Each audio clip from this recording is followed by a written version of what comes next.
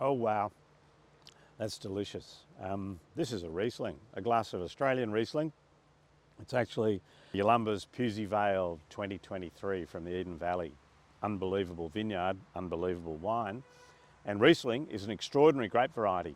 It's really been beneath the radar in Australian wine almost forever. But when I was growing up, we're talking getting into wine in the 70s, into the 80s, Riesling was there, but what was called Riesling wasn't necessarily Riesling. You were calling grapes, other grapes, Riesling, like a lot of Semillon when grown in the Hunter Valley was called Riesling for reasons I don't get.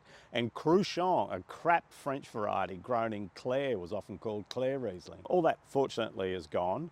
And what we have in the glass these days, in bottles called Riesling, is the real thing. And it's never ever, for reasons I don't get, caught mass attention.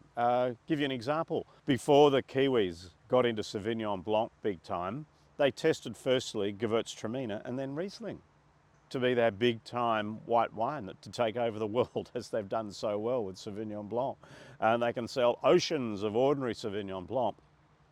They do make some beautiful Riesling in New Zealand, but not as much as we do in Australia. But no one knows that. Why?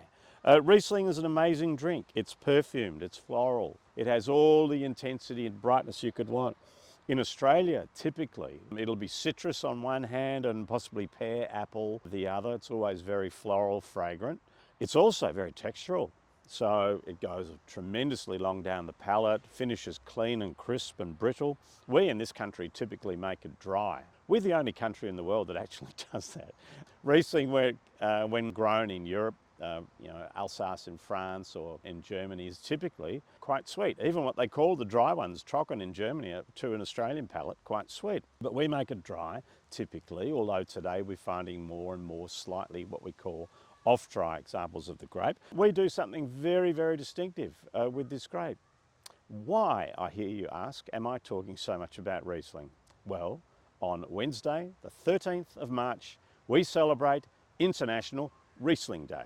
So, all you need to do to celebrate International Riesling Day is to hop on Oliver's Wines, grab yourself a couple of bottles of the outstanding Australian Rieslings we have chosen very, very carefully for you.